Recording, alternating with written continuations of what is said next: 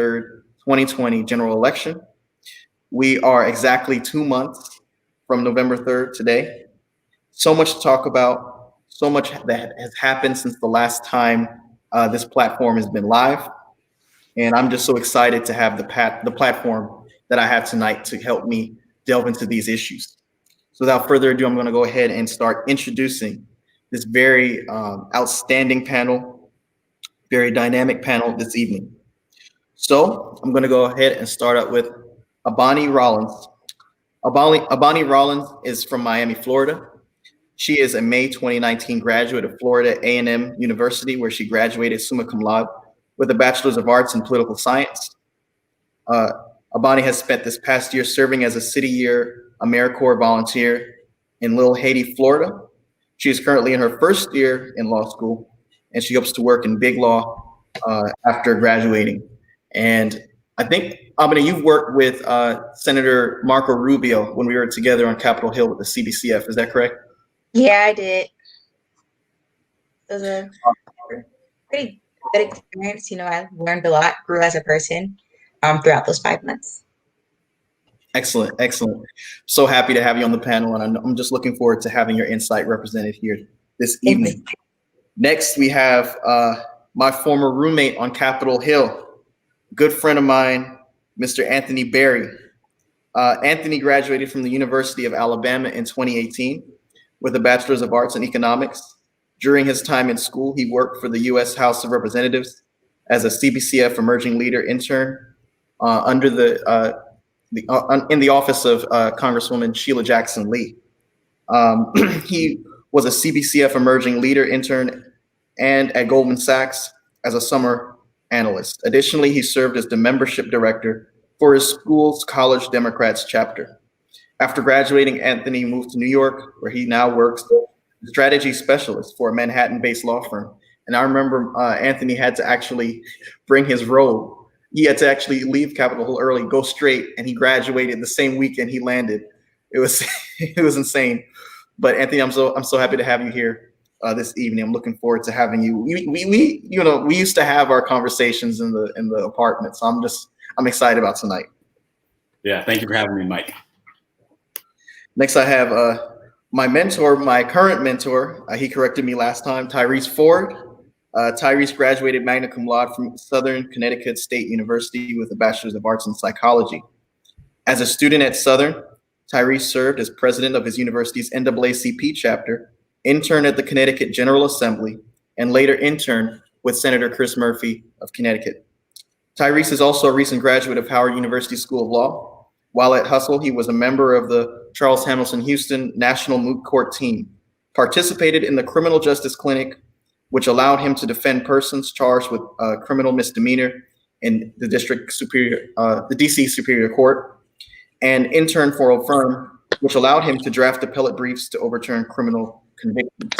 Brilliant legal mind with us this evening. I can attest. I'm happy to have you with us, Tyrese. Oh, thanks so much, Mike. No need for that flattery, but thank you so much. Next, we have Ethan Zebediah. Ethan Tillman. Ethan Tillman is a lawyer in Washington, D.C., and he has a vast experience in political involvement, including work in independent media as a policy fellow and on Capitol Hill. He also shares his commentary on Twitter, Facebook, and his medium at Ethan Zebediah. If you would like to follow him, go ahead and do so. I'd also add that Ethan is also a recent graduate of Howard University School of Law, graduated class of 2020, I believe, with Tyrese. So 2 lawyers in the legal arena already. I'm this close to joining you all, but it's good to have you here. Thank you. We can't wait to have you. Actually, I'm class of 2019. I'm sorry, yeah, 2019. So you got some skin in the game. A little bit. So we've got Pastor Dwayne Thomas. Pastor Thomas is originally from Baltimore, Maryland, currently residing in Memphis, Tennessee. He's a graduate of Oakwood University, formerly Oakwood College, and Andrews University in Michigan.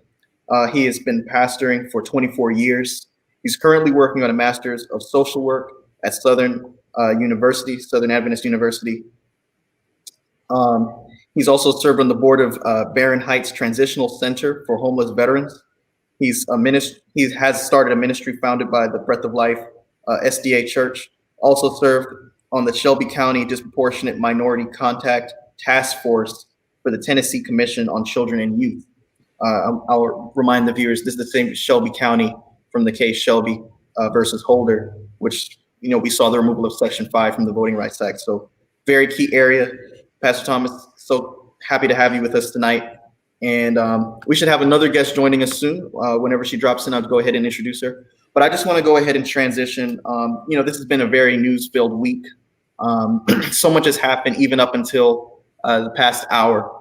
But I want to start off the conversation by focusing on the situation in Kenosha, Wisconsin. So on Tuesday, a 17-year-old Caucasian male crossed the border. So he was not from Kenosha. He crossed the border, came into Kenosha, and the altercation that ensued resulted in 2 deaths. He had been armed.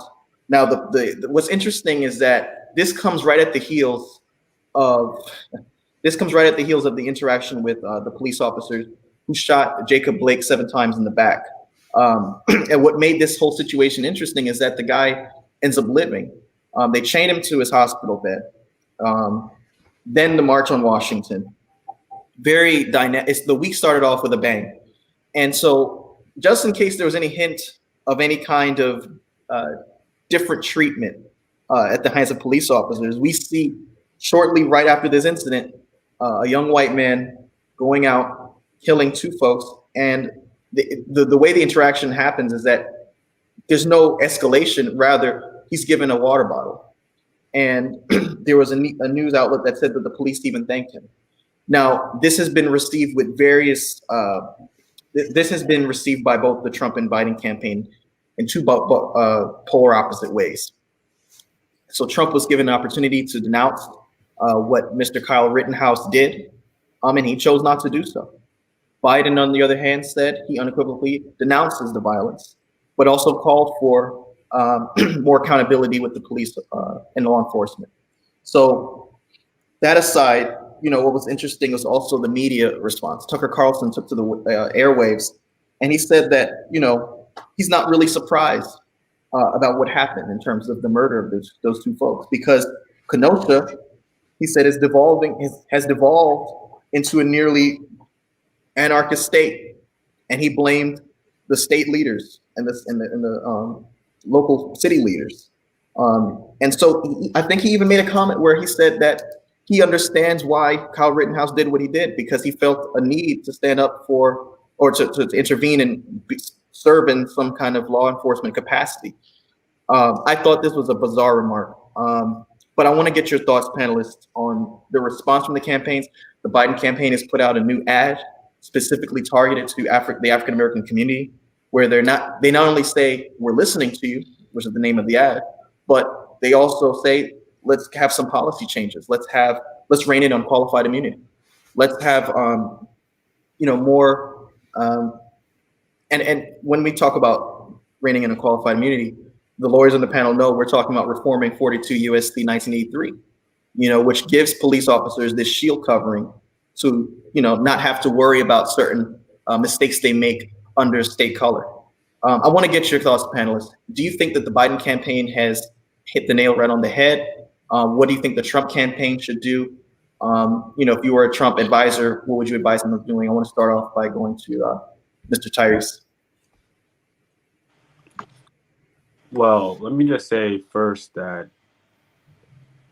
the Trump campaigns and his response to the Kyle Rittenhouse situation was to be expected. I mean, the guy thrives in chaos. He energizes his base through chaos and through basically demonizing the other, and making statements with so much racial undertones. So that response from the Trump campaign was to be expected.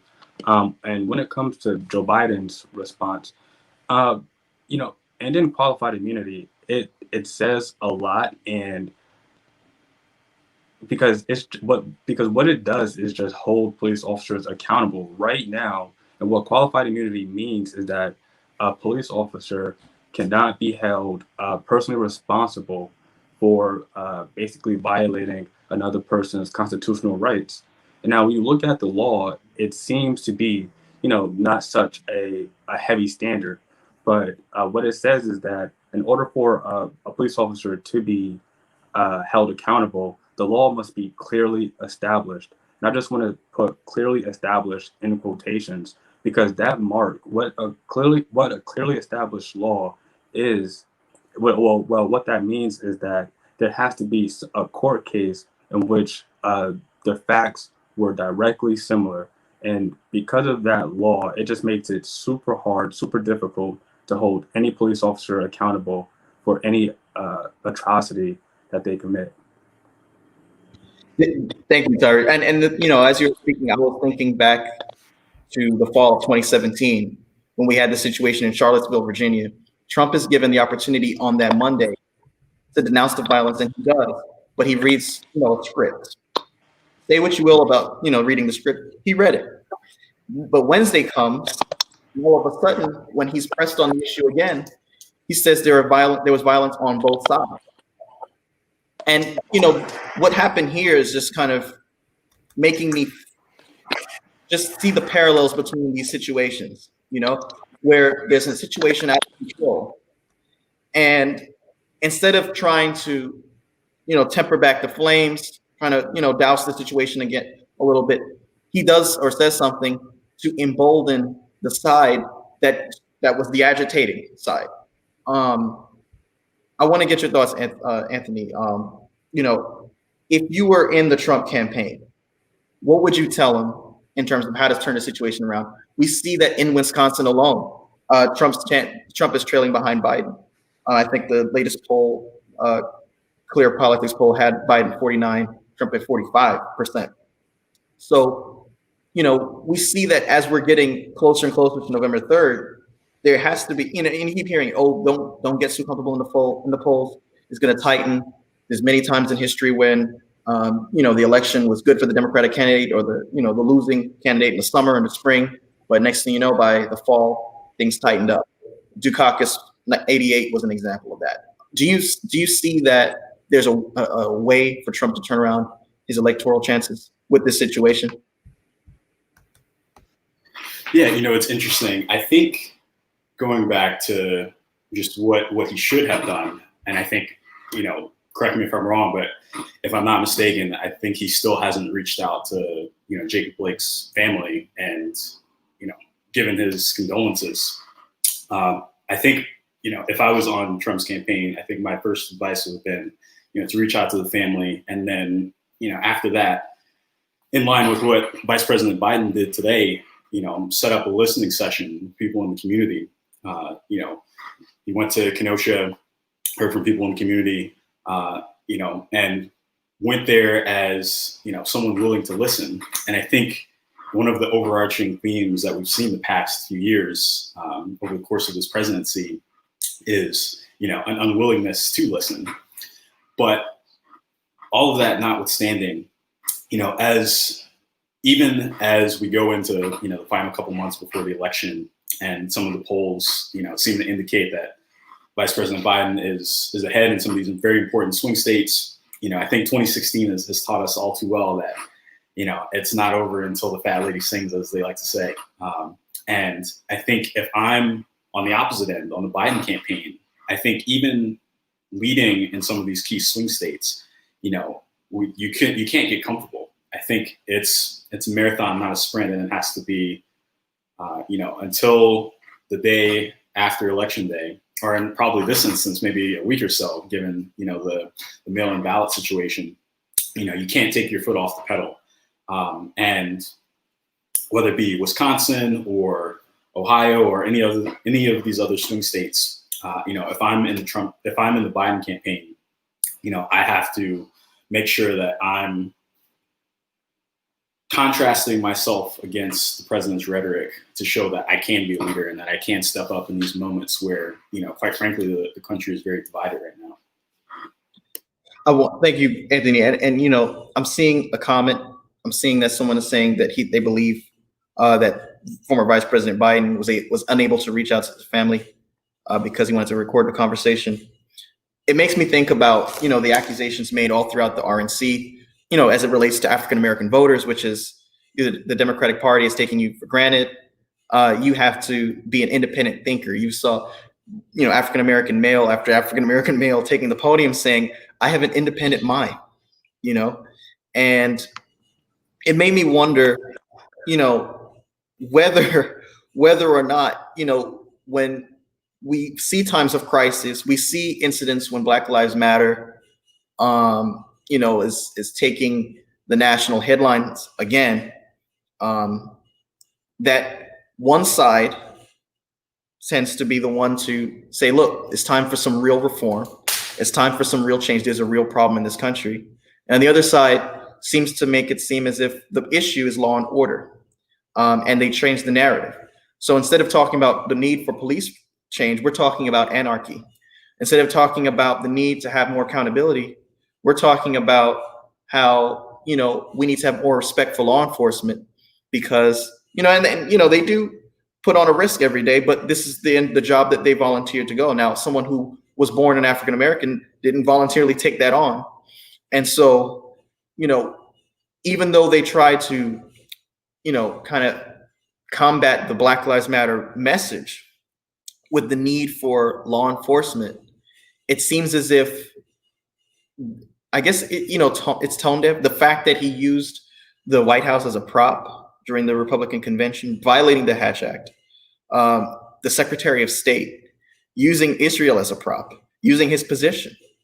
And I said this last week, and I'll say it again, could you imagine Hillary Clinton in 2012 during the DNC going out for Barack Obama, using Israel as a prop? Could you imagine the outrage from not just Fox News, but on Capitol Hill, all throughout until 2016 and beyond? And so we're seeing a call for law and order, but when we look at the side, it seems as if they're trying to pick and choose the laws that they want to follow. Abani, what are your thoughts on, the need, the kind of argument for law and order against the backdrop of the Black Lives Matter movement?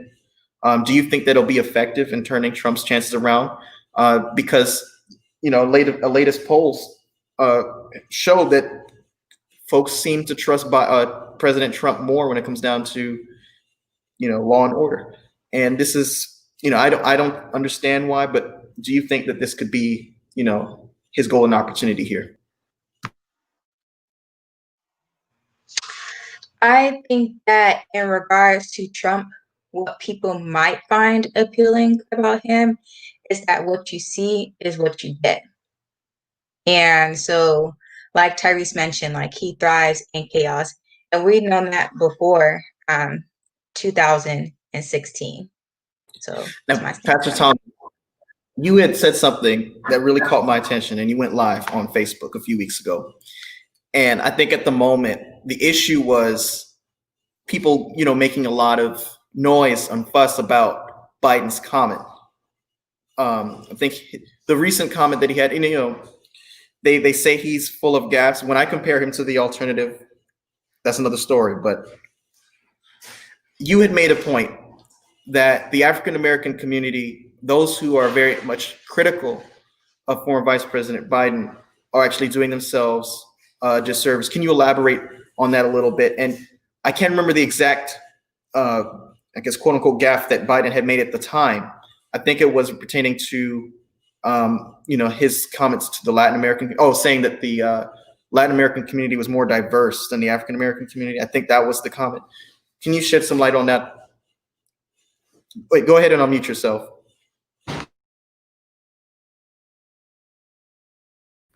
Basically, just another in, you can hear me now?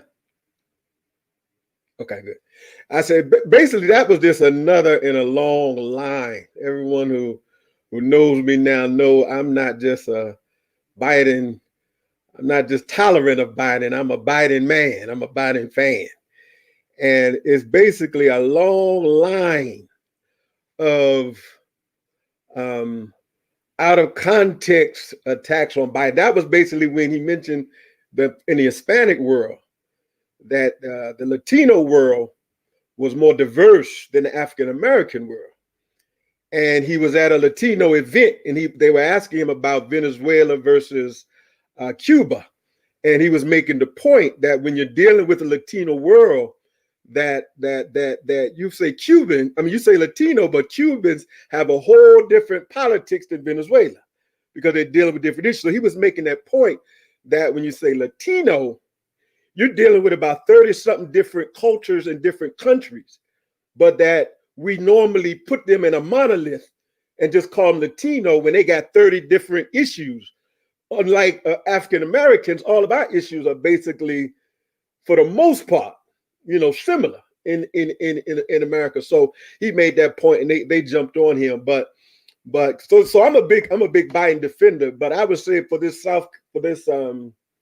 this thing in Wisconsin, I'll correct you on one thing you mentioned. I saw today the latest polls that come out. Joe Biden is actually winning in that question. Who do you trust on dealing with law and order? And I think it's due to his response. I think his response was almost perfect because Biden is in a jam. He's like me. If anybody know me, I'm caught between the left and the right because I'm a proud moderate. So I get hammered from the left, I get hammered from the right. And so when they said Biden had never spoken about or talked about the violence and the looting, I knew that was a lie because the left was beating me up on it. They said, look at Biden, he done sold out again.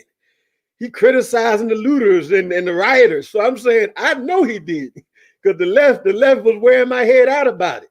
And so when he made his statement Monday and what he said today was almost the perfect thread the middle to deal with the looting, the violence, the things that distract, but also being able to talk about the justice that needs to be done.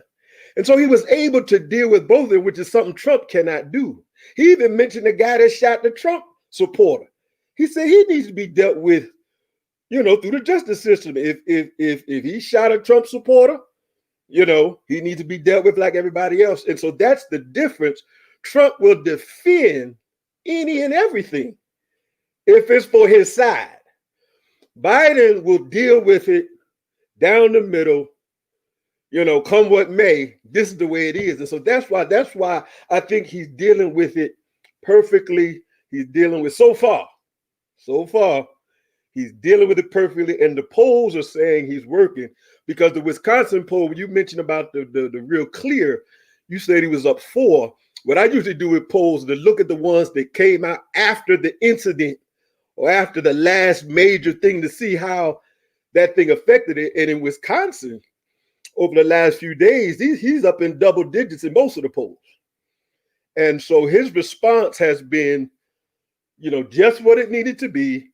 And Trump's strategy of trying to paint Biden as, it makes me laugh because it's like he's mad that Biden won because he really wants to run against Bernie. Because he had all his socialist lines, he had all of his attacks for socialism and all that. And it doesn't work on Biden, but he uses them anyway. So I think his response to that has been, so far, he needs to make that speech he did Monday, he needs to make that a stump speech. Just keep repeating that. Because he hit on all the major issues in an effective way, I think. And let me clarify the poll I mentioned earlier. This was a Quinnipiac poll, and I'm sorry, let me clarify. 50% of likely voters said that Trump as a president makes them feel less safe. I'm sorry, 50%. 42%, on the other hand, said of likely voters said Joe Biden as president makes them feel less safe. So to your point, Pastor Thomas, it seems as if Joe Biden is the one, especially when this whole year has been full of turmoil and stress, the health crisis aside, this has been a year of much social unrest. I don't think, even in 2016 and 2014 with Michael Brown, it's been as intense because now everyone is restricted. You can't ignore it. You know, it used to be where you can go outside and you can ignore it and you can be in your own zone. But now, where, you know, like this forum, everyone is restricted to staying home, looking at screens. You know, you can't not come across it. I want to go ahead and introduce our next panelist, Alexandra Mikhail.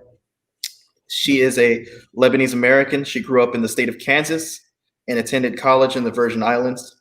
She was a public figure down there, and she interned in the Senate under Senator Moran. And when I met her, she was currently, you know, an intern for Senator Moran. She seemed like she was all about business. That was how I met her. She was very intimidating.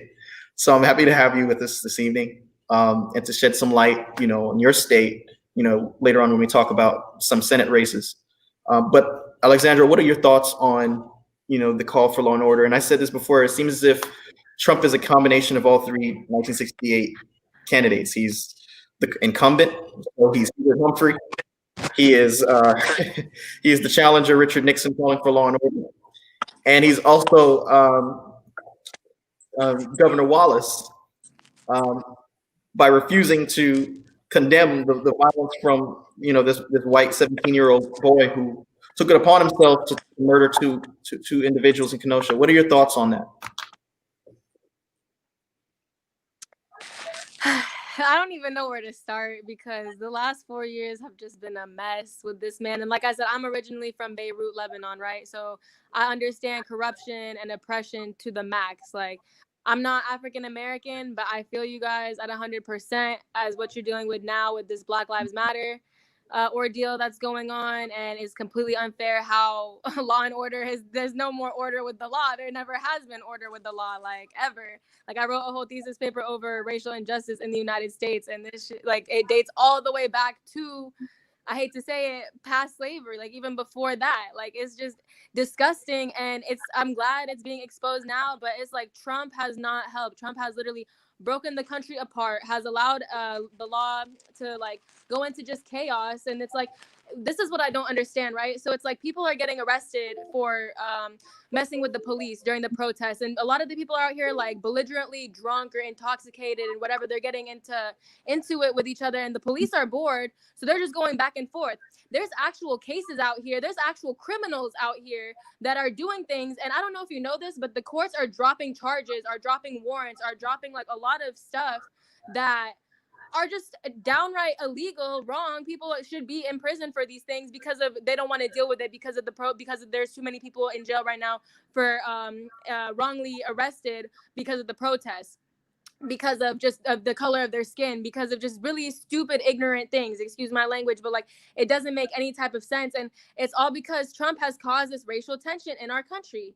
From the moment he was elected, like, he's a very blunt person. I get that. And like, some people appreciate him for that, but no, you're a political figure. You need to be politically correct when you speak. You can't create all this tension and allow all these illegal actions to happen, and people normalize it and allow it to be okay. Like, that's just what's been happening. And it's like, what's the next normal? There's no more normal. Everything has just been normalized at this point, but like, we can't allow it to become normalized, and this man has just done it. So that's where our law and order has gotten to because of Trump. That's what I feel like has happened. And within the last 4 years, it's just been all chaos. And then, I hate to say this, but look at the Middle East. America's right behind them at this point. And the government's just ruining us. Like, they're literally, yeah, they're paying our welfare, whatever. We're getting food stamps, we're getting unemployment, we're getting this and that. But okay, they're shooting us with rubber bullets now. They're tasing us. They're pepper spray. What's next? When are they gonna start using real guns? When are they gonna start doing us like they're doing people in the Middle East, and everything just come to a crumble? It's no more black and white anymore. It's wrong and right at this point in our lives. It's gotten that far. It's not like, I don't even know how to word it correctly, but it's not people of color against people of non-color. It's people against people. It's good against evil at this point. It's money. It's like a money game at this point. That's what I've been really noticing about it. Looking at it from an outside perspective, speaking with people from other countries, and just getting like different views on it. And like, I've talked to a lot of different people, a lot of different ages, demographics, and everybody has come to agreement like that. Yeah, this is just like, it's out of hand. We don't know how to fix it anymore. We need somebody that can like help our country for the better, not off of who's going to get the biggest check, who's going to pay me to be the man of the house at this point. Those are some good points. Yeah. As you were speaking, I was thinking back at the first incident that happened this year, just this year. And I think that incident was the Breonna Taylor incident. And then after that was the Ahmaud Arbery incident. And then after that was that incident that took place in a Wendy's in Atlanta. And so there was always this thought, I think, among political pundits that, because we're in such a high-paced 24-hour news cycle society, that the story would blow over soon. And pretty soon we'll just move on to the next story. And so this would have very little bearing on the election results. But here we are exactly 2 months out, and the conversation is still shifted back to, the need for some kind of change within the police department in terms of how they deal with people of color. And it's not like we forgot about it. People were still protesting the last incident before this happened. Ethan, what are your thoughts on that? Do you think that this would be sustained until November, and would this have any outcome in the election? And if so, how? Yeah, I think I'd have to agree with Mr. Thomas, with the pastor. I think that Joe Biden has effectively made this race the conversation about this issue of race, of racial injustice by the hands of police, or if you look at the disparate impacts of even COVID-19 and how that affects Black and brown people more severely, and many more cases. You look at the unemployment crisis and how Black and brown people are experiencing record high. I know this president likes to talk about record high employment during his administration, but if you look at the COVID numbers, recently unemployed, that tends to also be Black and brown people. There's the old saying that when America gets a cold, Black America gets the flu, and I think that we're seeing that all over again when we look at the state of the economy, when we look at the state of the environment. Just those four pieces that even Vice President Biden laid out as the four simultaneous crises that we're dealing with. You look at those and you see that those are racial justice issues by and by. And I don't think that this president makes it to November, makes it to 2 months from now without having to deal with these issues every step of the way, whether it's by Joe Biden and the Democrats, or it's by young folks in the streets, the Black Lives Matter protesters, the folks on Twitter, and Gen Z and the millennial generations. Like I don't think that this is going to escape this president. I think this racial justice issue. The president talks about law and order. And as Alexandra pointed out, there seems to be no law that this administration is afraid to break. How many of President Trump's campaign supporters or campaign officers are in prison right now? How many are on their way?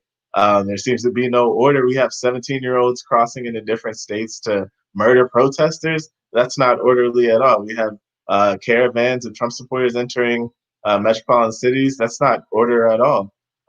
There is no law and order. As much as he calls himself the law and order president, it'd be nice to see some. Yeah, and it made me think, if I didn't know anything and I came from a totally different planet and came over here, I would think that Biden is this very anarchist, socialist, crazy candidate, the way that he was portrayed last week. And it seemed as if, I'm thinking about 1980, because you had an incumbent, Jimmy Carter, you had multiple crises, you had the Iran crisis, you had the oil embargo. The nation was going through a lot of stress. Gas lines were going out into the streets. And so the Jimmy Carter campaign, I believe, were celebrating when Ronald Reagan got the nomination, because they thought there's no way this guy can get elected. He's too far right. And so they already started to work on their election framing by making him look like he was a candidate that was a fringe candidate. But because they had set the bar so low, by the time the debates come around, by the time the campaign events come around, Reagan surpasses those expectations, and to his benefit, goes ahead and it serves him well, that November. So I'm thinking about whether there'll be some parallels between this year and 1980 in that respect. Tyrese, I want to get your thoughts. Do you think the Biden campaign is doing enough with the ad, that came out calling for specific policy changes in the speech that he gave when he denounced the violence? He also, acknowledged the accusations that Trump is saying that this is Biden's America. He said, well, what's the evidence that you have that this is Biden's America? It's the violence and the turmoil that's taking place in Trump's America. And, it seems as if, to me, this is a totally different, more sharper Biden than the primary season. And folks kind of had set the bar so low. So now all he has to do is just surpass it. What are your thoughts, Tyrese? So is Biden doing enough? I mean, in my opinion, he is. But what I'm most concerned about, Biden is definitely calling on people to go out and vote. I think that he is energizing every demographic and group that the Democratic Party represent. However, what I'm most concerned about is, are people going to be able to vote? I mean, we see what this administration is doing when it comes to the Postal Service. We see states and counties removing mailboxes. And that is just what's most concerning to me. When we speak about law and order, there will be no law and order if this guy is, if our Congress continues to let him, just attack our system of democracy. So do I think that Joe Biden is doing enough? Yeah, I do. But I think that our leaders in Congress, they need to do more to ensure that each and every person, if they want to vote, that they will be able to vote. Because as it looks right now, that's just, it's a question that I think will be answered in the negative. So, I mean, and check this out. The guy also just urged, I think, his supporters in North Carolina to vote twice. So, so there could be evidence of voting fraud. I mean, he's urging his supporters to cause problems so he can say, look, this is why we shouldn't vote by mail. And it's just, I don't think, well, in my opinion, this election is going to determine whether we will continue with our way of democracy, whether American democracy will be sustained for years to come. So, yeah, I think Biden should do more. I think our congressional leaders should do more.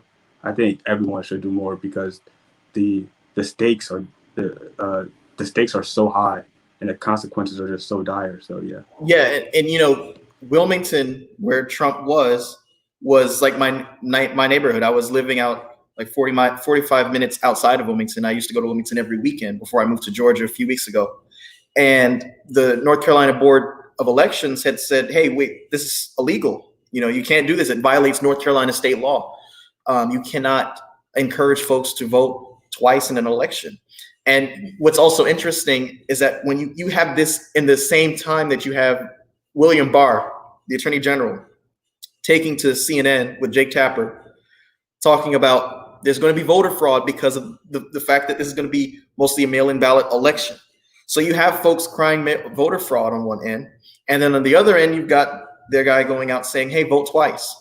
And then that's all at the backdrop of the DNI going to Congress. It was announced Saturday evening, August 29th, that they will no longer give in-person briefings to Congress pertaining to the foreign intervention that's going on with this 2020 election as it was in 2016.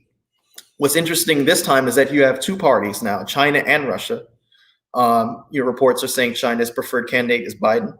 So William Barr says, when asked, which is the most threatening presence? He says China. And before he even answered, I watched it live and I said, he's going to say China. Because to them, as long as you stay away from Russia, you focus the energy on the entity that does not want your candidate to win. And I just wonder how far did we come? Just 25 years ago, we were just ending, or maybe 30 years ago now, we were just ending our Cold War with Russia. Republicans were known for their very hawkish positions. You had folks like John McCain, who were veterans who came back and served in the legislature and made, a stance against making sure that Russia was not interfering in elections. And I'm just thinking these folks are just rolling in their grave, But Tyrese, excellent. I wanted to pivot to that anyway. There's a lot of noise surrounding, how people will go ahead and cast their ballots this November. And one thing that's coming to mind is even if folks are still successfully to send in a mail-in ballot, would they be so discouraged from doing so because of all of the noise surrounding it? Anthony, I want to get your thoughts on that. Yeah, there's so much that we can say just on those things alone. I think going back to the mail-in ballot issue, in continuation of what I was saying earlier about this election, I think if we held the election today, I think Biden would win hands down. If it was completely fair under normal circumstances, but obviously, as we all know, that not only with everything going on post George Floyd and protests and demonstrations that have come as a result after his death. But, we're still in the midst of a global pandemic. And, I think if I'm, a voter in a swing state, 2 months from now, when I'm at the ballot box and I'm thinking about casting my vote, my primary concern is probably going to be, am I safe? Am I, of these two choices that I'm about to make, who is better positioned to, create longevity, create safety for myself and my family? And I think, in my opinion, most people at the moment would probably say Joe Biden, given, how we've seen on a daily basis the current administration bungle the response. That being said, to go back to what Tyrese was saying, because this administration will essentially pull anything out of their sleeve to give themselves the upper hand, I think what we've seen with the controversy with the Postal Service is probably, unfortunately, only the beginning. We still have 2 months left, and it seems like every day, every week is an eternity, and something new comes forth. And so I think, long story short, if the election goes smoothly, people are able to cast their ballots, I think at the end of the day, they're going to swing towards Biden's way. So Congressman Will Hurd and Michael McCall are breaking from Republicans, and they're voting for a USPS rescue bill. I was thinking there's some glimmer of hope in that. Alexandra, do you have any kind of confidence in, the USPS bill being passed and folks being able to, cast their vote in confidence? I think, to your point, Anthony, even if this was on normal circumstances, I'm thinking of Georgia in the midterm, 2018, when we didn't have a pandemic and there were folks lining out for miles, and certain ballots were not, counted correctly. The Secretary of State, who was also a candidate for governor, was the one responsible for making sure that process was running smoothly. And so even in normal circumstances, it seems as if, there's still some kind of reason for folks to question whether or not they should go ahead and stand in line to vote. Alexandra, do you have any confidence in, any kind of legislative measures being taken that would, I guess, turn the page on that a little bit and make things more, legit? My whole thing with it is it has to be really very strongly regulated and monitored. And with all the corruption we have going on now, it's like, how can we ensure that? Even if there was something to be passed or they did create a law, they're getting away with stuff anyways. Like, they're breaking laws anyway. So it's like, how can we feel safe with even if they did something, how are we still going to feel safe about it? Even going to the polls, like ourselves, besides mail-ins, because like I said, I'm from Kansas. Like, I still have a Kansas residency, but ironically, I haven't registered to vote this year, which sounds really bad, but it's like I don't trust it. Like, even if I mail in my vote, it could get lost in the mail, or who knows where it's gonna go, or who knows if like someone's gonna take it, and like you never know what they're gonna do. Like I said, there's no more law and order.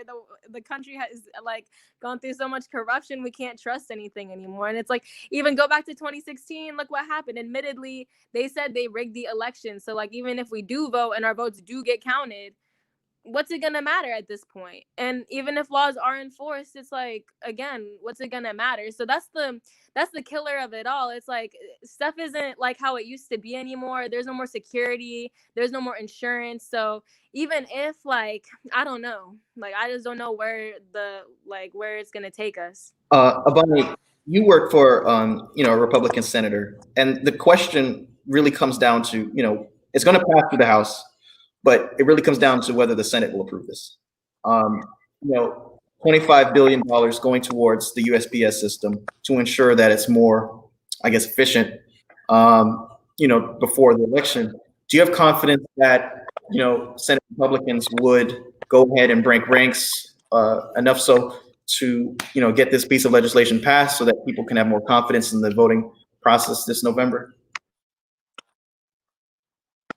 I feel like they would, just because they know, and especially in Republican states, like their constituents, they really like that sense of security, like just to have that. So if you have a senator that's voting for the sense of security that, okay, your vote's going to go through the mail, we're going to ensure it's going to get here, the people are going to think, okay, yeah, we're for it, we're with it, we support you 100% because you're doing this for us, because they're caring about their constituents, especially if they're pushing for it. Then yeah, they will definitely do it, because like they want those votes in for the next election for sure, and they want to make sure that their constituents are happy at the end Alexandra of the took day. the words right out of my mouth. I think that if they didn't want to pass it, like if there was any hesitation, it might be a reason for something like, oh, like this money could be allocated elsewhere. So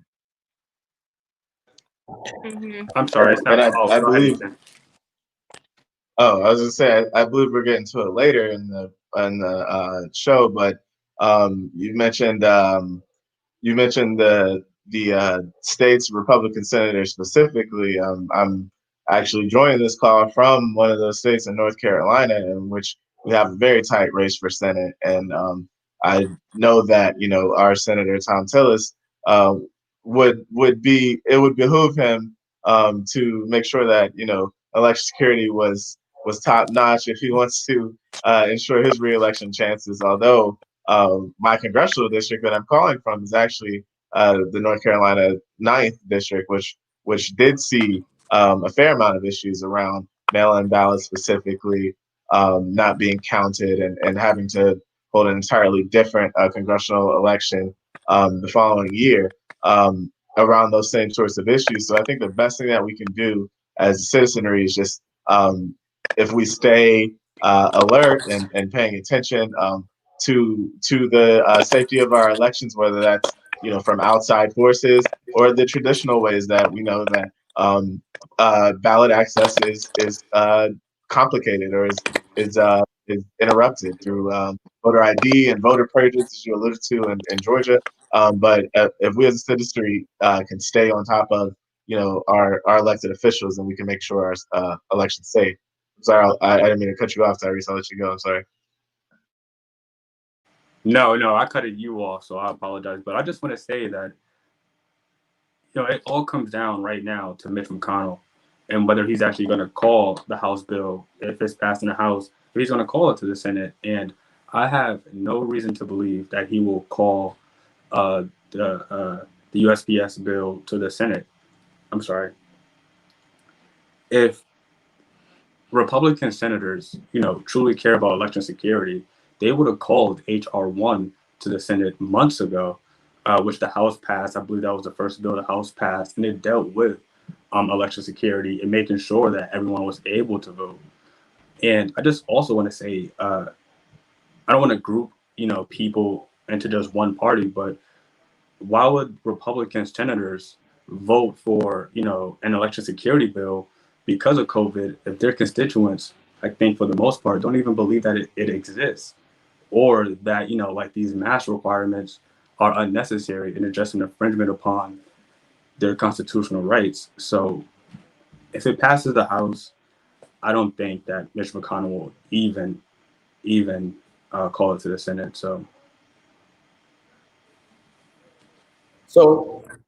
Oh, go ahead. Pastor Thomas, you're on mute. Go ahead and unmute yourself.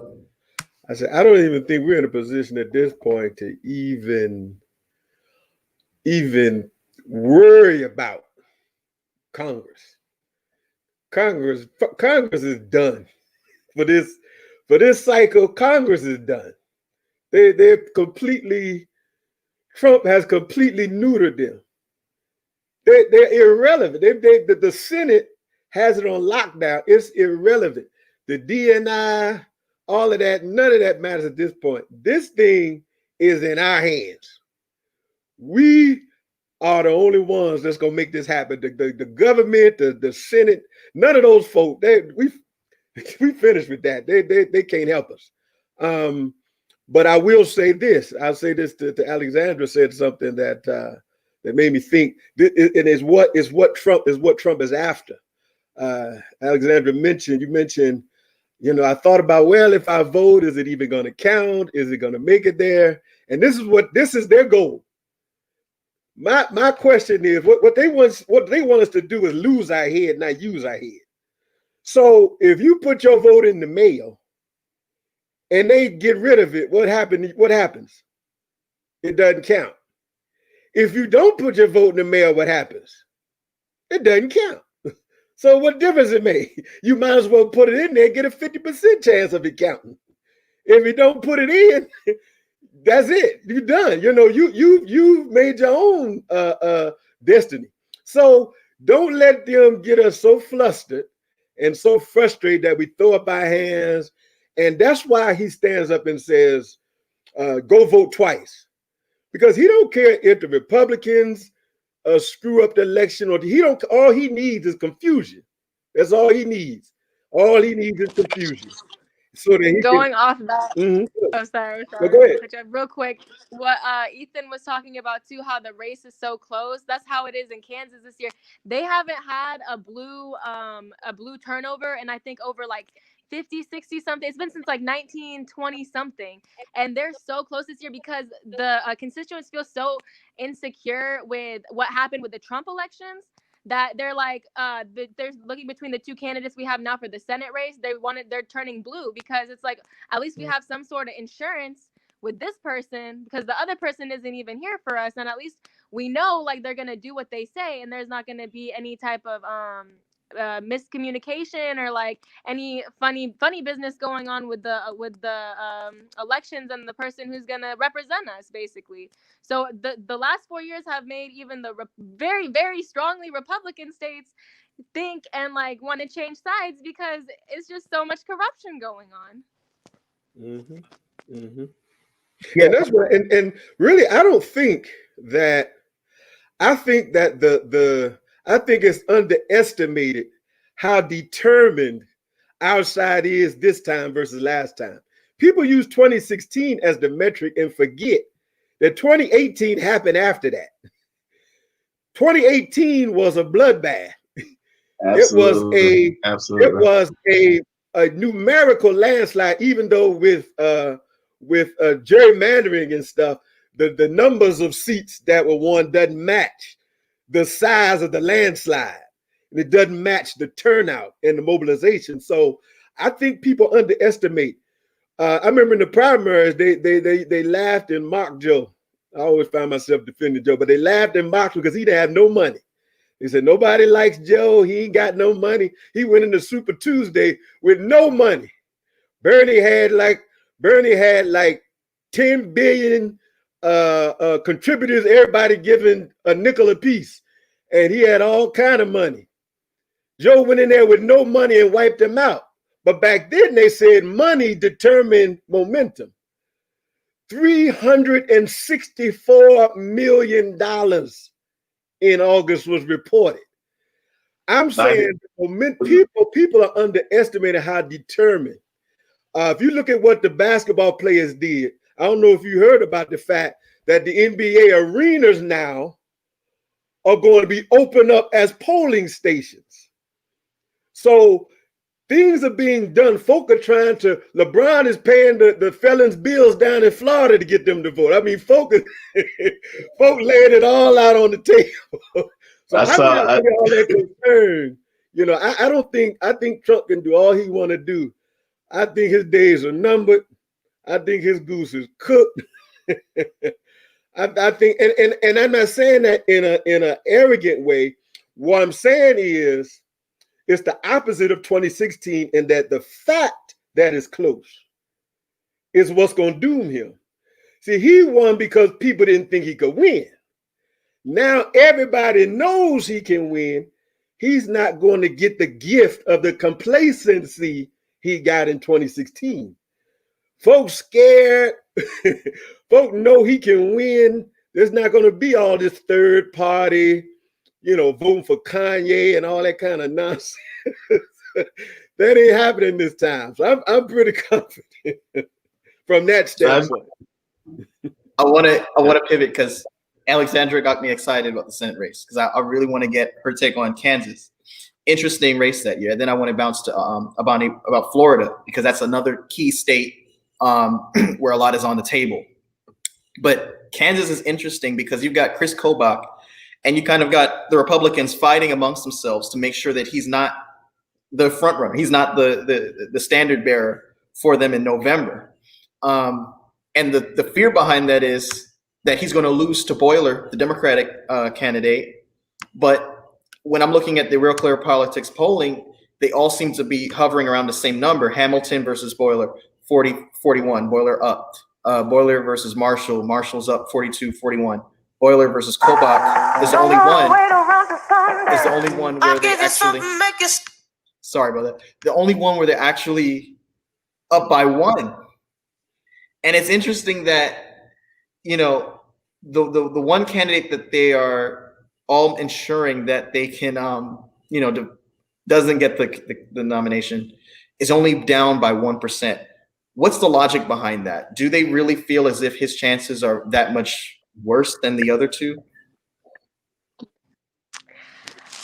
Like I said, so earlier, how I was telling you, it's a security issue with us, because like with Republicans are flipping sides like hotcakes, is the best way I can put it right now, just because of all of the corruption that has been going on, even within our state. Like a lot of very strong Republicans have just really changed their morals and their values and what they want out of somebody to represent us. So when we're reading about, okay, what is this person for? What is this person for? What does this person have to offer?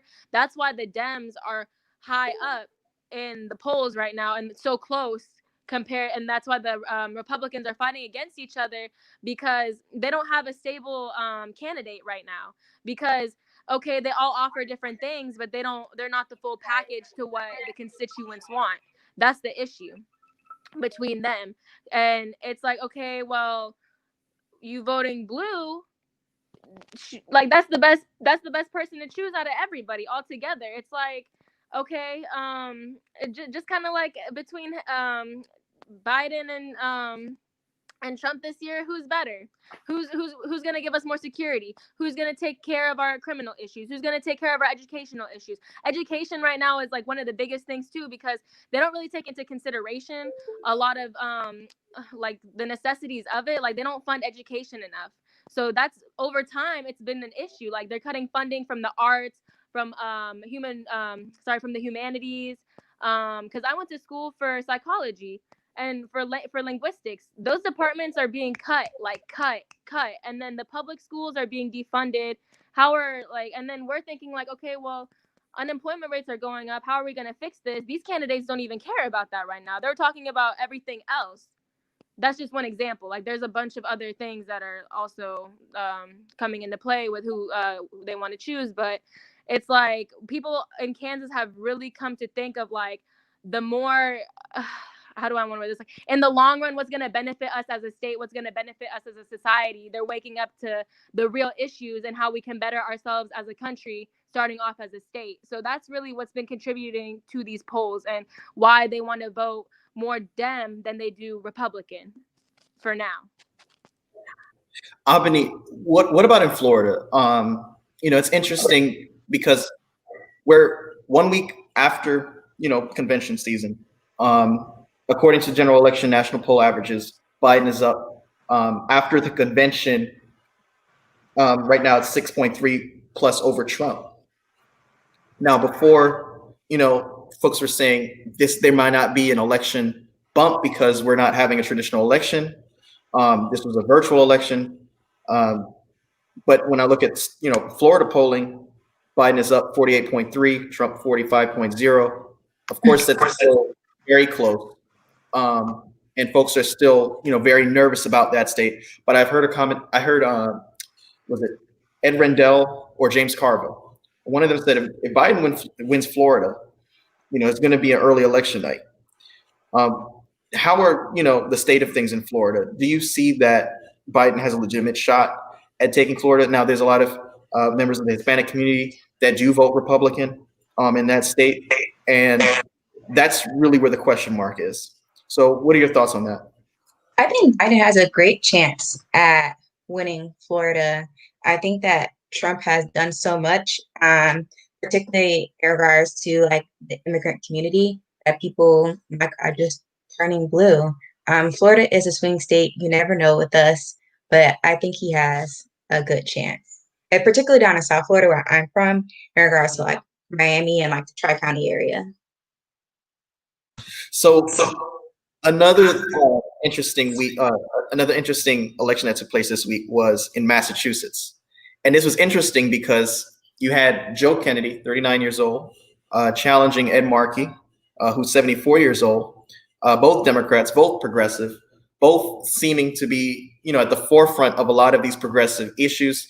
There was really no disagreement on whether one of the candidates or the other supported the Green New Deal or other, major progressive pieces of legislation that came from the House since the 2018 midterms.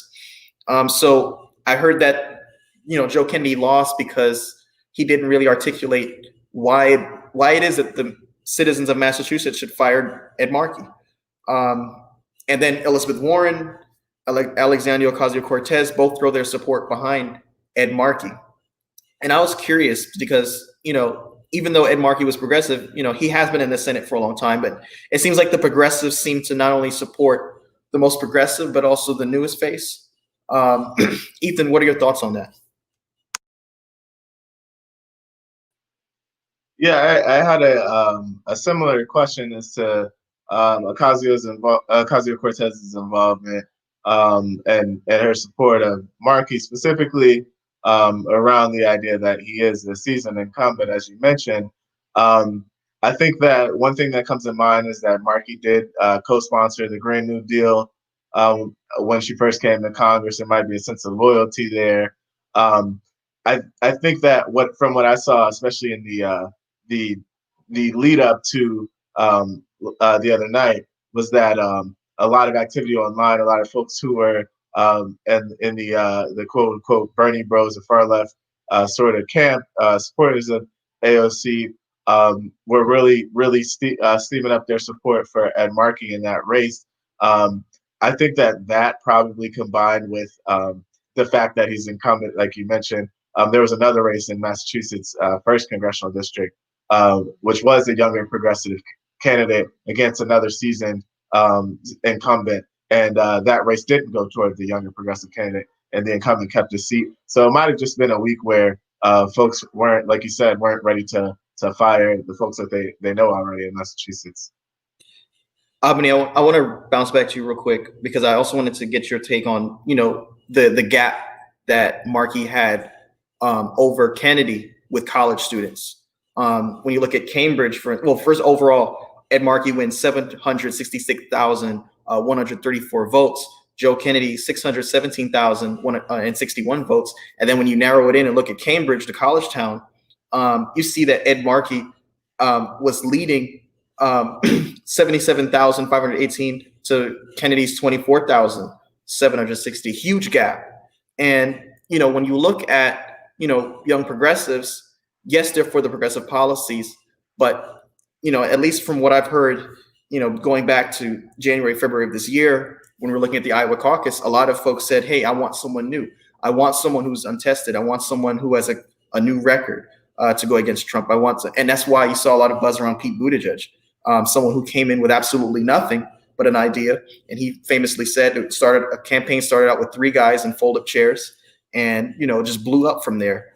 Why do you think he was able to successfully capture, the enthusiasm and energy of the young folks? And I don't really think it has much to do with the endorsements, because that energy was there before the endorsements these past few months. And then when you go back just to last year, Kennedy was a preferred candidate over Markey in the polling. How did this change happen so quickly? And what kind of implications do you think that has going forward? Oh, well, honestly, I'm not gonna act like I have all the verbiage for that. I've been like moving and in school. But I think that just off the top of my head, it's probably just people just sticking to what they know when it comes time to voting. And that also just might be the scenario that, that there's hype around him, previously, or other people who are hype about him actually going out to vote. So I think that might be the determining factor of it all. Anthony? Yeah, I think there were several different things going on with that particular primary. So I know the predominant storyline and kind of the headline has been, Kennedy has never lost in Massachusetts, so on and so forth, trying to uphold the family legacy. But I think going back to what you mentioned earlier, Mike, Joe Kennedy never really articulated why he was running or why, he would make a better choice than Ed Markey. And then to just give a little bit of pushback on the point about the endorsements, I do think, Markey's relationship with Alexandria Ocasio-Cortez, I do think that if not gave him, the bump that put him over, I think it made a significant impact as far as, going to some of those numbers you mentioned in the college towns. That is a really wide gap among college voters. And to Abni's point, I think, going into any primary or election, the incumbent is always going to have the advantage, whether it be a small advantage or a large advantage.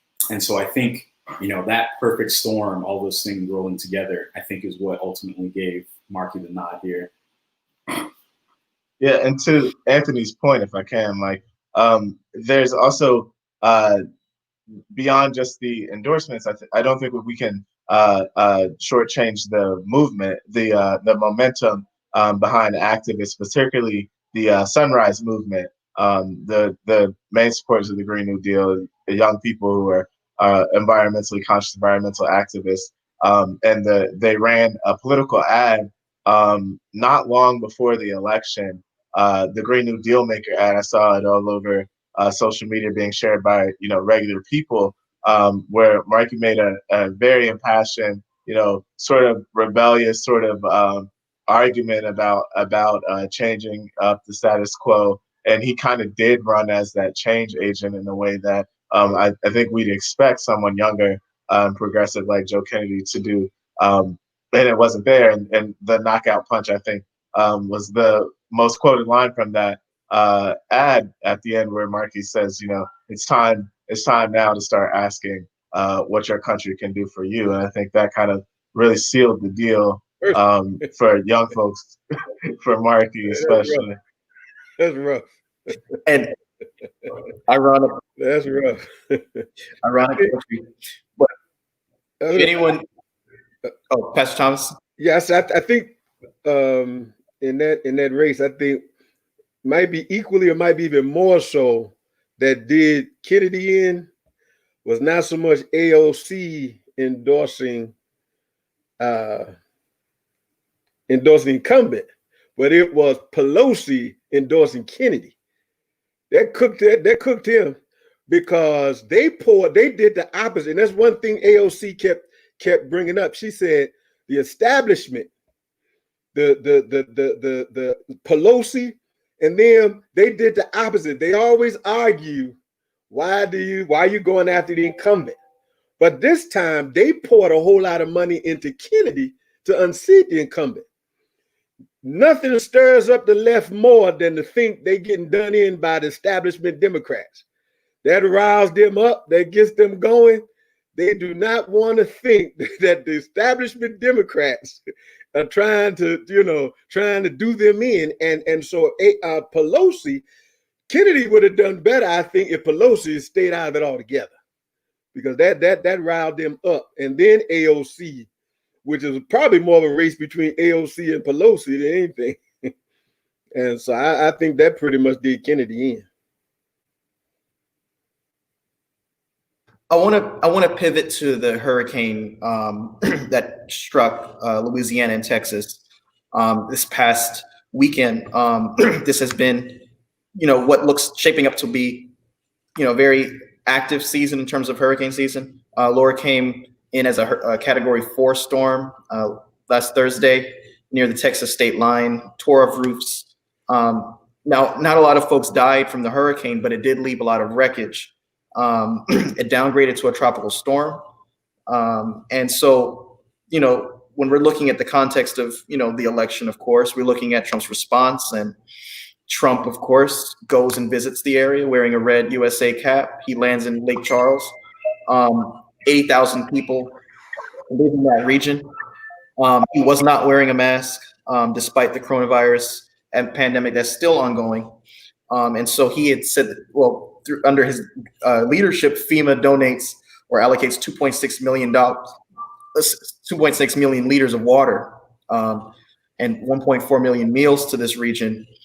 So I think a lot of the noise of, the election and the campaign kind of silenced, the federal response to this hurricane. And especially when you think about hurricanes, you think back at, one of the major hurricanes in the past 20 years, Hurricane Katrina. And a lot of, the disapproval of the incumbent, President George W. Bush, was the optics. He famously was in an airplane, waving down or looking down below, at the wreckage of New Orleans. Do you think that Trump response to this hurricane, and, I'm thinking about when he was just elected, 2017, the Puerto Rican response, his response to Puerto Rico's hurricane. Do you think this kind of creates a narrative where Trump seems empathetic, or do you think it creates a narrative where Trump seems apathetic and more so, interested in his own electoral chances? And so when folks are dealing with these life-threatening natural disasters, they want someone who is steady behind the wheel. Alexandra? I was there for the 2017 hurricane. I just want to mention that real quick. That's why I was just like, hey, sorry. He did not do anything. When I tell you anything, he didn't even know he was the president of the Virgin Islands in Puerto Rico in 2017. Let me tell you right now. And when I say my friends, literally, thank God, I was in my internship here in DC during the time, luckily, God bless. But when I tell you they had to use the bathroom outside, they were cooking on rocks outside. The only place that was safe was the campus. I don't know how it still was destroyed. We barely had a campus, but we were fitting 5 people in one dorm. You can barely fit 2 people in one dorm. We had to share the dorms, and it was like the size of like a little girl's bedroom with ceiling fans, no AC. This is in St. Croix. I don't know. I think St. Thomas had AC, but St. Thomas got hit hard too. No AC. No way to get food. And then don't even forget, they were looting the post offices. So whatever that was getting sent was gone. I had started a fundraiser. I had gone back to Kansas instead of going back there for just a couple months. I had done a fundraiser. Somebody stole the care packages I had sent out. And what was Trump doing? Nothing, nothing. And then I don't really know too much about Puerto Rico because I was more focused on the Virgin Islands at the time. But I know Puerto Rico got hit very, very hard. And I have friends from Puerto Rico. He didn't do anything either. There should be more funding. There should be more concern. There should be more care for times for the people when times like this happen. And you're literally just letting people die and get hurt. And then martial law was put into place. So it's like people couldn't leave their houses, couldn't do anything after a certain time. People were dying, getting killed, and nobody's even talking about this. Nobody even knows that this happened. That's the most messed up part about everything. So natural disasters aren't even taken very seriously by our own president, and it's not even being broadcasted because the media wants to distract us with other things that are not to say less important, but not as critical. And that's something that needs to be looked at too when we're trying to elect somebody, because if our safety isn't even cared about, then what? It just doesn't make sense, and it's heartbreaking. It's just very heartbreaking. Any other thoughts on, the federal response to Hurricane Laura? And I think there was another hurricane that was following behind Laura. We're still in early September, folks. And, I was still living in North Carolina recently when Hurricane Matthew hit Southeast North Carolina. When I tell you the entire city was underwater, this was a situation where, folks were literally riding the boats that they used to take to the beach to get from one place to the other. And, what you kept hearing in the early years of Trump's presidency was, oh, could you imagine if we actually have another 9/11? Could you imagine if we have another huge national crisis? We're in the middle of a pandemic. The economic crisis is already setting in. And then when you couple that off with a hurricane, I'm wondering how much more the nation can take. And what's amazing to me, and I have to say before we conclude tonight, is that even when we're looking at polling, there was a lot of polls mentioned this evening. I'm wondering, who are these 45% in Wisconsin? Who are these 39% nationally that are still approved? I mean, could you imagine?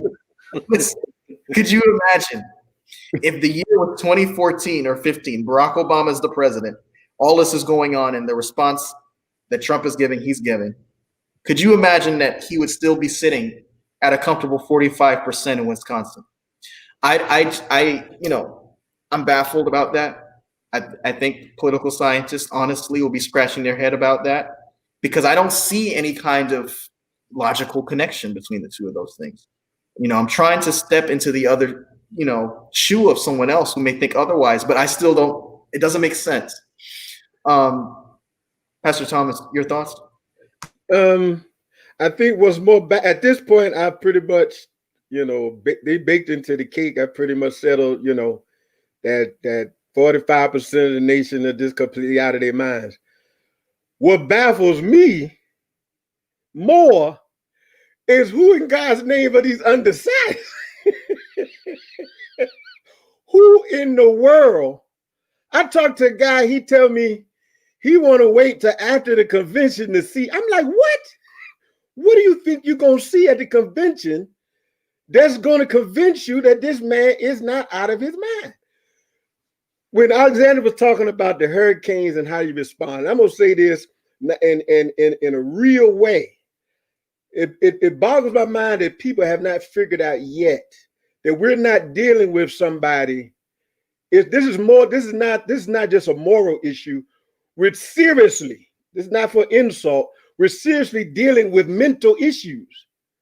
There's something that's not there. He does not have the ability. When you read the books of his family and how he, even growing up, that he has never developed the human emotions of empathy and stuff like that. It's seriously not there. And it's there for the world to see for 74 years. And it still boggles my mind. People still waiting to see if he's going to respond to things. When you have deaths and just basic human response that you're supposed to have to certain situations, tragedy, death, a disaster, he does not have. There's something wrong, seriously. There's something clinically wrong. He doesn't have that emotion. And so any hurricane, he's not going to be able. Somebody was saying the other day when he went, I forget which thing he was responding to, dealing with people personally. And it was the guy that just left. He's been on a lot of talking lately. I think he used to be in the intelligence, but he used to be with Trump's. I forget his name, but he's been talking a lot lately. He was describing the fact that he does not have the ability to deal on that level. when he gets in rooms with people that he's supposed to be comforted, whatever, he doesn't have it. It's not there. And so these undecideds, I mean, what the world? I mean, what? What are you waiting to see? He's not there. He doesn't have it. So it just boggles my mind. Time is getting away from us. But I want to end off with a question to each of the panelists. I want to have you each take your turn in answering. For those who, like Mr. Thomas said, who are saying, I'm undecided, or those who may be skeptical and say, you know what, Biden wasn't the candidate I wanted to begin with. I'm skeptical about his record. I'm skeptical about Kamala Harris's record. I don't think that, that coupled with all of the crises going on is worth me coming out to vote. I want to go ahead and get each of your responses to someone who may be watching tonight and has that train of thought. Albany, I'm going to start with you. I would say you're voting for more than just yourself.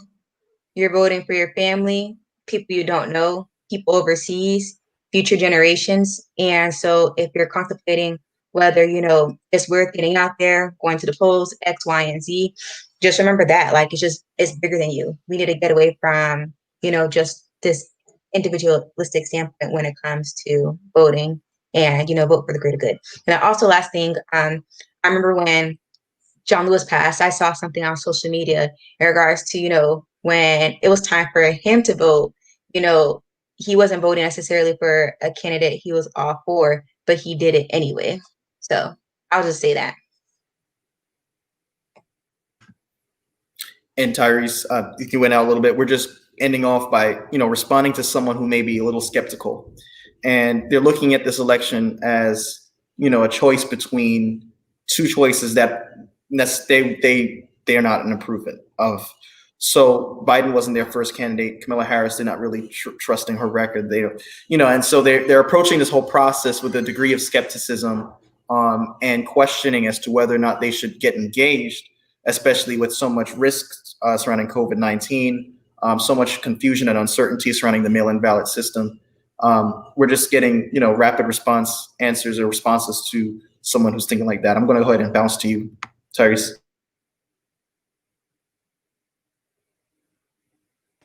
I'm sorry about that. My phone kind of was bugging out. But before I go on, I just want to say, with regards to how this administration responded to all these natural disasters and how maybe his base just didn't care.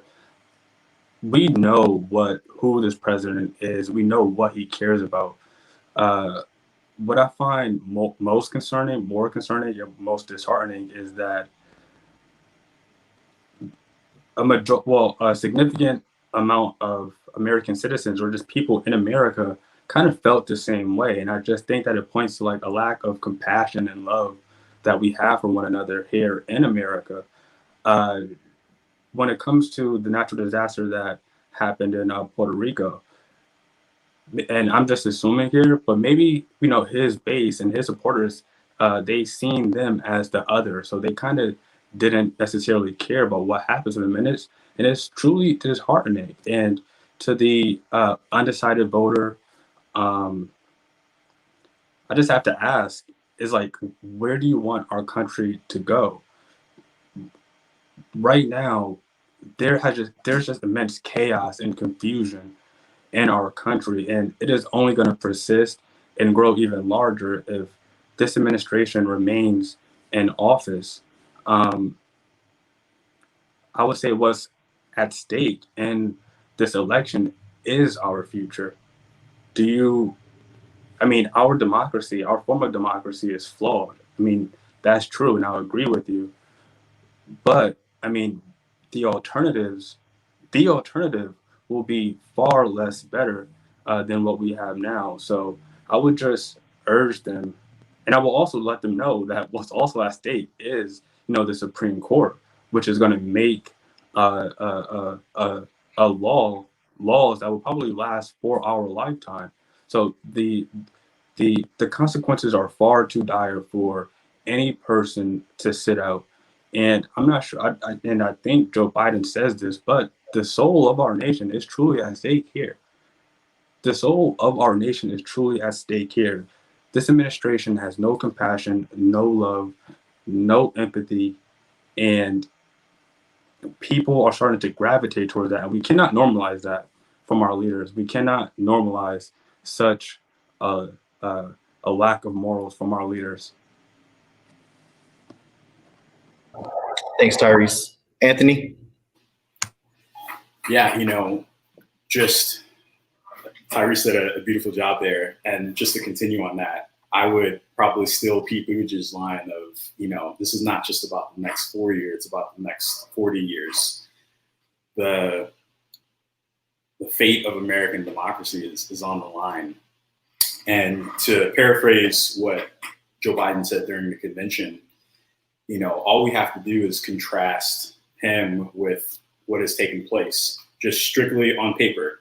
Right now, we have the highest rate of unemployment since the Great Depression. We have a pandemic that has killed, as of today, 180 plus thousand American lives. We have the largest domestic uprisings and protests since the 1960s with regard to racial injustice.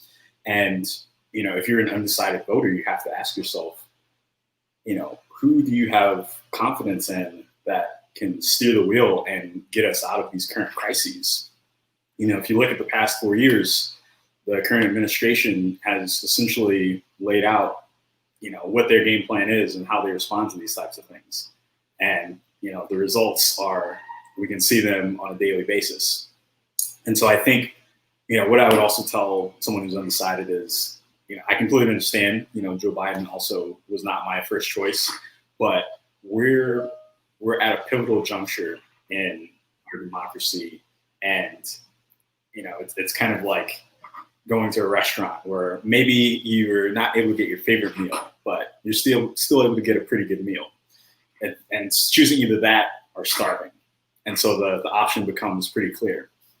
And so that would be my message for people that are undecided. Thanks, Anthony. And I smiled a little bit because I was remembering our conversations in 2018. We used to go back and forth at it. And I remember saying back then, Biden's, and you were like, why Biden? And it just brought my mind back to that time. Alexandra? So Tyrese brought up good points. I would definitely bring up our Supreme Court, because that's, again, no justice, no peace. Just very simple. Like, I'm just gonna leave it as that right there, because I don't know what, looking back at the Trump administration, again, a lot of things were normalized that should not have been normalized. So that's one thing to look at. Also, again, you might not get your favorite meal, but you're gonna eat. That's really how it's gonna end up. But like, me personally, I'm still trying to figure out who the best candidate is. Do your research, make sure. And so I know sometimes like the candidates will say things that they're not gonna do just to gain the votes.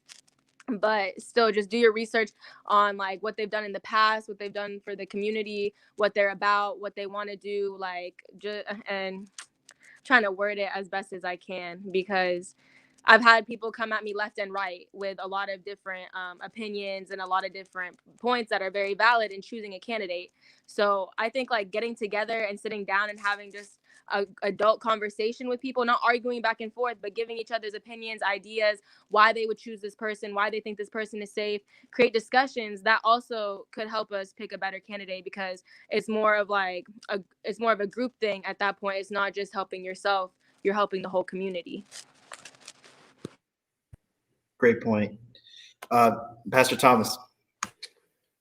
I would say, without even knowing anything from the past, just watching them talk, listening to their plans. Biden has extensive, detailed, sane plans. Trump has zero. Trump has been asked over the last few weeks over and over, what's your plans? And it always ends up with gibberish. Zero. So even without the past, just listening to them talk, just listening to what Biden says and what he wants to do, and listening to Trump, I don't understand the confusion. But we don't have to do that. And I'll end with this. We don't have to be hypothetical. We don't have to guess. We don't have to try to say what would happen. This is the closest we're ever going to get with weighing two back-to-back presidents. And I say that because Biden was vice president in the immediate previous administration. But he wasn't just any vice president. Barack said that he was the last one in the room for all the decisions. But even more than that, when you look at every issue we're dealing with now, the Obama administration dealt with each one of them. So you don't have to guess. You don't have to figure out. It's not hypothetical. Economy. Who better recover the economy? You don't have to guess. Biden was put in charge of the Recovery Act. Biden was the one who got through the Recovery Act. The recovery from the last Republican disaster was Biden's work. The economy that Trump just tanked is Biden's economy. Even more so than Obama, because it was Biden. That was Biden's baby. Biden pushed that through. So the jobs that Trump destroyed were the ones that Biden created. And he created them in the same situation we're in now. He had to restore a disaster. So we're not guessing who could recover. He just did it. He just recovered the economy. And Trump's economy that everybody says is so good, in 2019, they were 1.5 million jobs behind Obama's pace. He did not improve it. It was going backwards. 2019 was the least created amount of jobs in a year since 2011. We were going backwards, but Trump has the gift to make things seem what they are not. Trump's economy before the pandemic was not living up to the Obama economy. No, I mean the Biden economy. So you don't have to guess who can recover an economy. We just saw Biden restore an economy. We don't have to guess about the stock market. He said Biden would crash the stock market. At this point in Biden's economy, the stock market was up 75%. Trump is bragging about 40%.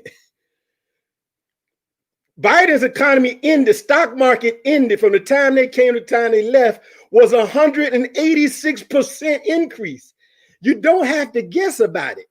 He just did it. So that's what I tell the folks. Compare the two. He took a disaster, he restored it.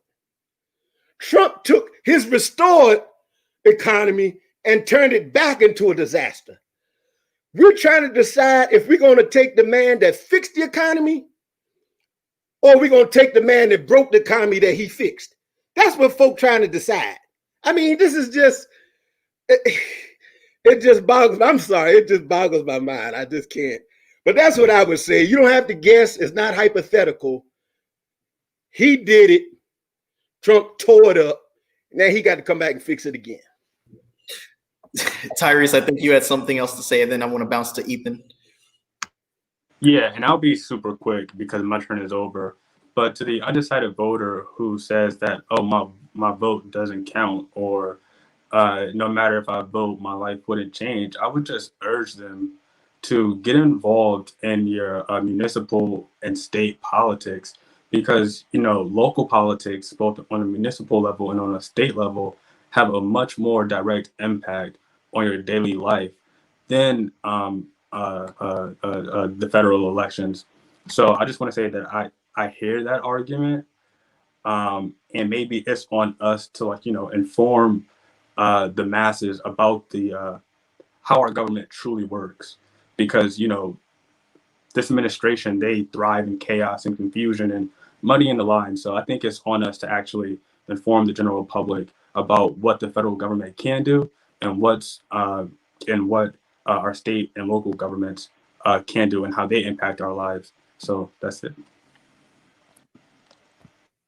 Ethan? Yeah, I mean, I think we heard a lot of great arguments already.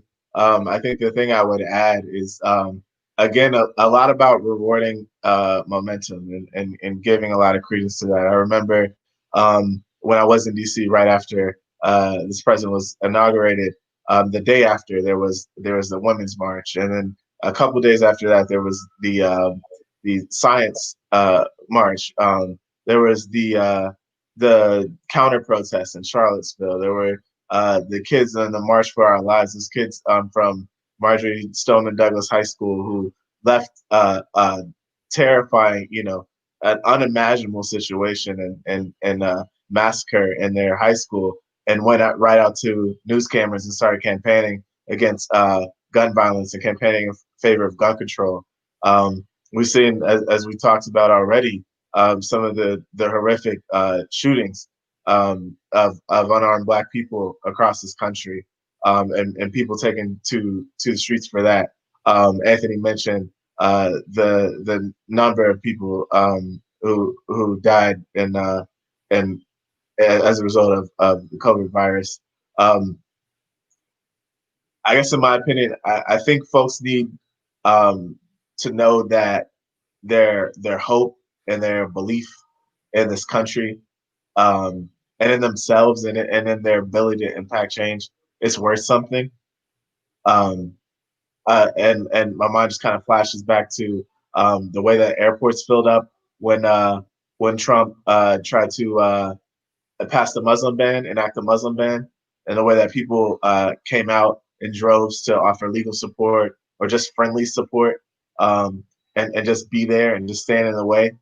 I think we as a country have been too active, been too motivated, been too hopeful, and trying to make the world better to stop this close to a chance to at the end of the day, it doesn't November 3rd, November 4th, it doesn't change anything if we stop there.